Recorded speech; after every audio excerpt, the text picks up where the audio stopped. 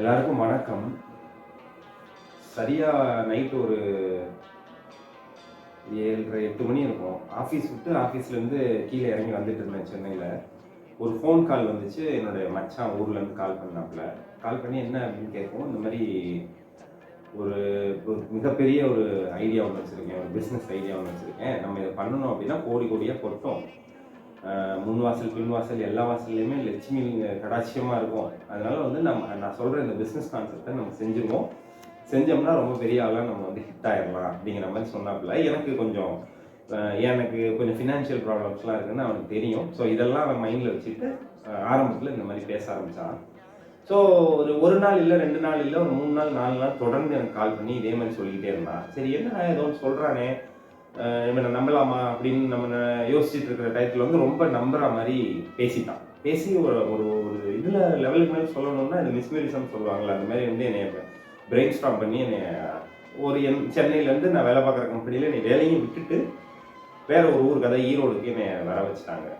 வர வச்சா உங்களுக்கு நான் வந்து ரூம் போட்டிருக்கேன் நீங்கள் தங்குறதுக்கு. உங்களுக்கு சகல விதமான வசதிகளும் செஞ்சுருக்கு. ஏசி ரூம் போட்டிருக்கு, 3 வேளை சாப்பாடு, உங்களுக்கு அங்கேயே பஃபட்டு, மார்னிங் சாப்பாடு, லஞ்சு, நைட்டு டின்னரு எல்லாம் அரேஞ்ச் பண்ணியிருக்கேன்.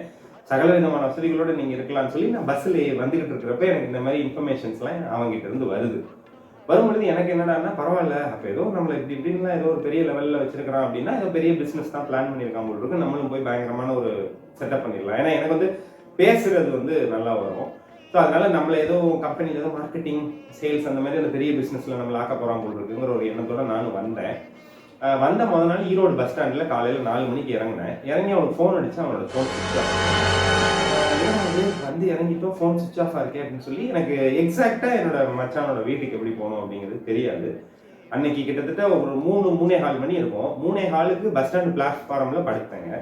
ஒரு 6:30 மணிக்கு வந்து ஒரு போலீஸ்காரன் பின்னால் அடிச்சு எழுப்பி விட்டாரு. அடிச்சு எடுத்துட்டு இதெல்லாம் தூங்குற இடம்ல எந்திரி அப்படின்னாரு. எனக்கு ரொம்ப என்னடா அது முத நாளே நம்மள இப்படி பிளாட்ஃபார்ம்ல தெருவில் படுக்க விட்டானே அப்படின்னு சொல்லிட்டு ரொம்ப ஒரு மாதிரி விரக்தி ஆகி போய் ஒரு பையை தூக்கிட்டு அப்படியே நான் பஸ் ஸ்டாண்ட்லேருந்து வெளியில் நடந்தேன். கொஞ்சம் தூரத்தில் வந்து என் மச்சான் மாதிரியே பார்க்கறதுக்கு அவன மாதிரியே ஒரு ஆள் இருந்தாங்க. நானும் கத்தி கத்தி பார்த்தேன். இப்படி திரும்பி பார்த்தா என் மச்சான் தான் இருந்தாப்புல. உங்களை தான் இவ்வளோ நேரமாக தேடிட்டு இருந்தேன்னு என்னை பிக்கப் பண்ணி அப்புறம் ஹோட்டல் அப்படின்னு ஹோட்டல் ஏதோ ஏசி ரூம் போட்டிருக்கேன் உங்களுக்கு அப்படி இப்படி சொன்னாலே என்னை ஒரு இடத்துக்கு கூப்பிட்டு போகிறாங்க. கூப்பிட்டு போனால் ஒரு 4க்கு 4 ரூமு. அந்த 4க்கு 4 அந்த பக்கம் பார்த்தீங்கன்னா ஒரு 2க்கு 3 3க்கு 3 சைஸில் ஒரு பாத்ரூம் ஒட்டிய ஒரு இது கிச்சன். ஸோ இதுதான் உங்களுக்கு போட்டிருக்கிற ரூம் அப்படின்னாப்புல. உள்ளே போகும்போதே ஒரு மாதிரி தலை சுத்தல், ஒரு மாதிரி வாமிட்டிங் சென்சேஷன் ஆயிடுச்சு எனக்கு அந்த ரூமில். ஏன்னா அந்த ரூம் வந்து நான் உங்களுக்கு அதெல்லாம் நாங்கள் வந்து ஷோ பண்ணுறேன். அந்தளவுக்கு ஒரு கொடூரமான கண்டிஷனில் இந்த ரூமில் வந்து என்னை கொண்டே தங்க வச்சுட்டாங்க.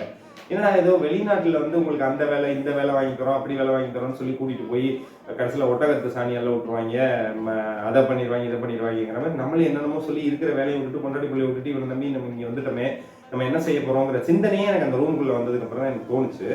அதுக்கப்புறமுமே நான் கேட்டேன் உடனே, ஐயோ இந்த மாதிரி ஒரு என்விரான்மெண்ட்ல நம்மளை வச்சிருக்கானேன்னு சொல்லி என்ன பண்ண போறோம் ஏது பண்ண போறோம்னு சொன்னப்ப, இருங்க தான் அதெல்லாம் நல்ல ஒரு பிஸ்னஸ் ஐடியா இருக்கு, நான் சொல்றேன்னு சொல்லிக்கிட்டே இருந்தவன் திடீர்னு ஒரு 2 நாள் 3 நாளுக்கு அப்புறம் வந்தாங்க.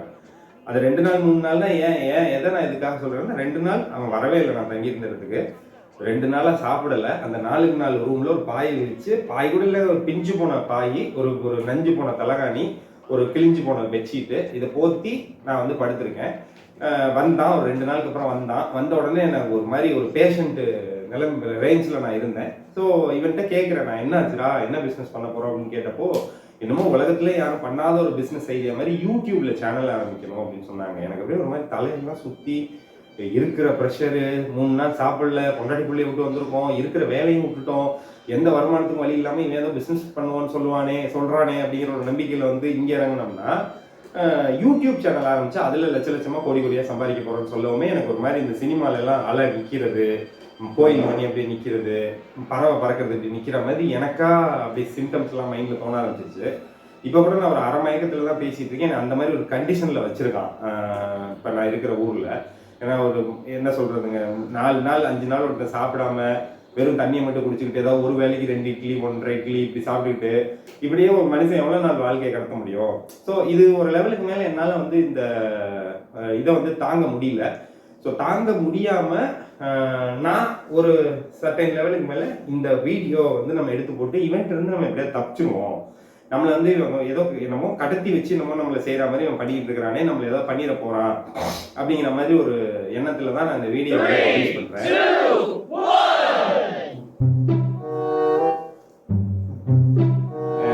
நான் சொன்ன மச்சான் வந்து இவர் தாங்க. நான் சொன்ன எதுவுமே போய் கிடையாது. இவ்வளவு நேரம் அந்த இடத்துல இல்லைங்க, நீங்க வேணா நினைக்கலாம் வேணுமா சைட்ல நிக்க வச்சு இவ்வளவு கூட்டிட்டு வரீங்கன்னு. அந்த பக்கம் ஒரு கதவு இருக்கு, அந்த கதவு வழியா சனிய வாழைப்பழத்தை தின்னுட்டே உள்ள வர்றான்.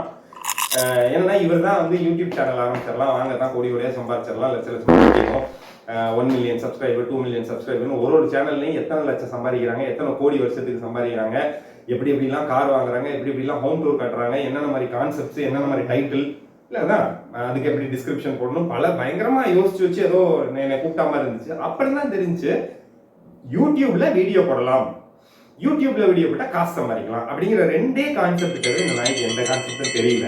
அதுதான் எனக்கு ரொம்ப மிகுந்த வேதனையா இருந்துச்சு. அதாவது யூடியூப்ல பெருசா இன்ஃபுளுன்ஸ் இல்லாத எனக்கு தெரிஞ்ச விஷயம் கூட இவனுக்கு தெரியல, இவன் இப்ப யூடியூப் வச்சு சம்பாதிக்க போறேன் அப்படிங்கிறான். ஏதாவது ஒரு நம்பிக்கையின் பேர்ல ஏதாவது ஒரு சக்சஸ் பண்ணிடலாம் அப்படிங்கிற மாதிரி வந்து நாங்களும் யூடியூப்ல வந்து நம்பி ஒரு இறங்கிட்டோம். ஸோ நாங்கள் வந்து அதாவது ஆஸ்பைரிங் யூடியூபர்ஸ் வந்து என்ன விஷயங்களை கன்வே பண்ண விரும்புகிறோம் அப்படின்னா, யூடியூப்ல ஒரு சேனல் ஆரம்பிச்சு அதில் ஏர்ன் பண்ணுறது வந்து சீரியஸாகவே பெரிய விஷயம் இல்லைங்க, ரொம்ப கஷ்டமான விஷயம்லாம் கிடையாது. ஏன்னா இது வரைக்கும் இப்போ நீங்கள் போய் எங்கள் சேனலில் சப்ஸ்கிரைபர்ஸில் போய் லிஸ்ட் பார்த்தீங்கன்னா கூட 1 அல்லது அதிகபட்சம் ஒரு 4 சப்ஸ்கிரைபர்ஸ் தான் இருப்பாங்க.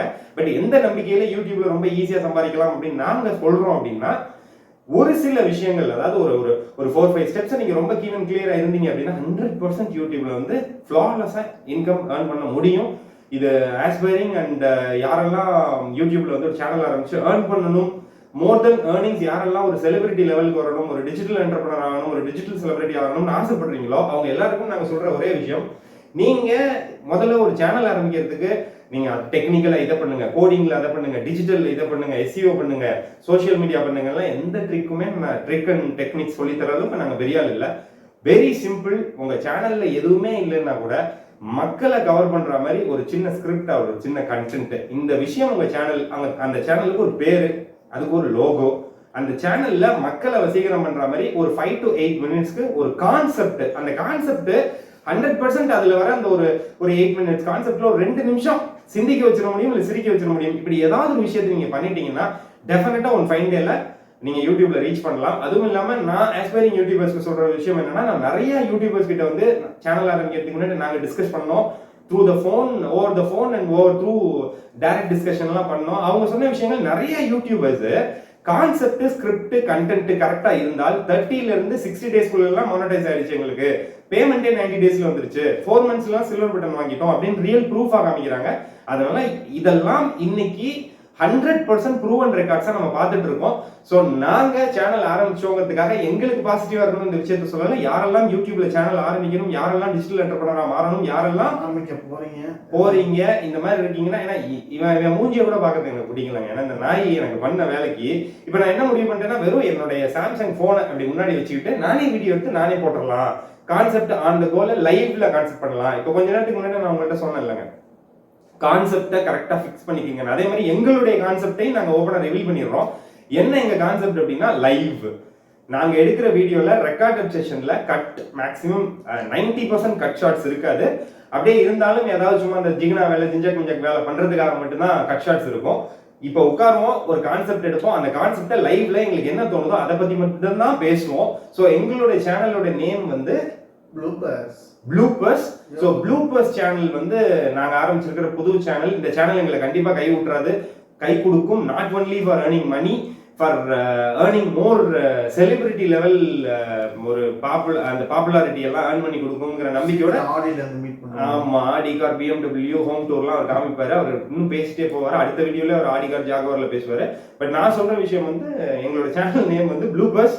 ஸோ ப்ளூபர்ஸ் சேனல்ல வந்து இந்த வீடியோ உங்களுக்கு பிடிக்குமா, பிடிச்சிருந்தால் அப்படின்னு கூட நான் கேட்க முடியாது. எனக்கு பெரிய தியாகம் தான். அது நான் 15 நாள் நான் பண்ண தியாகமே பெரிய தியாகம். ஏன்னா அந்த அந்த கக்கூஸ் மாதிரி ஒரு ரூம்குள்ள போட்டு 15 நாள் வந்து படுத்தினா பாருங்க, ஒரு சைக்கோ மாதிரி.